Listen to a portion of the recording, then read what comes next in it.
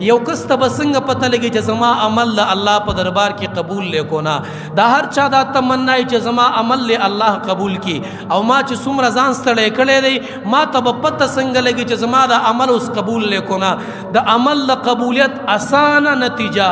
اسانه پہچان دا دی چې کله نیک عمل وکي او د نیک عمل نه بعد الله تعالی د نیک عمل توفیق درکو ته په دې خبره باندې پوه شې چې مخکینی عمل له الله قبول کړي دی. د ماقام موږ د جمع سره وکړو د ماسختن توفیق الله درکو په دې باندې پوه شې چې د ماقام موږ الله قبول کړي دی. د ماسختن موږ د جمع سره وکړو الله د قران د اوریدو توفیق درکو الله د قران د ناس توفیق درکو په دې خبره باندې پوه شې چې د ماسختن موږ الله قبول کړي دی. او کو د عمل نه بعد الله د بل عمل توفیق درنکو بیا په مخکینی عمل باندې جړاو کا چې هغه عمل د الله په دربار کې قبول نه دی ولې کو د الله په دربار کې قبول وي نو الله به مال د بل عمل توفیق را کړی وي الله به بیا را غوښته وي الله به بیا ځان ته ودرولې وي الله به بیا خپل خبره تکیناولې وي الله به بیا د خپل اوریدلو د خپل خبره اوریدو توفیق را کړی وي الله به بیا د خپل خبرو ویلو توفیق را کړی وي خو چې د اغه نه بعد بیا توفیق نه دی ملاو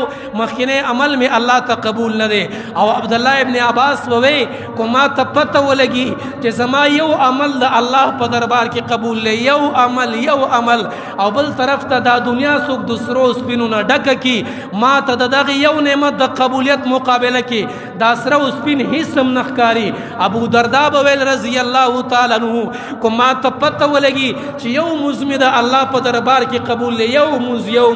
و ما ته د دنیا او د دنیا ما فیهان غوړه دی چې زما عمل الله ته قبول لې زما عبادت الله ته قبول لې او ز سبا الله تزم او الله مال زما د عمل نتیجه را کوي الله مال ثوابونه را کوي الله مال بدلی را کوي نو زما د عمل کول مدقه مهنت کول مدقه نتیجه ده چې الله زما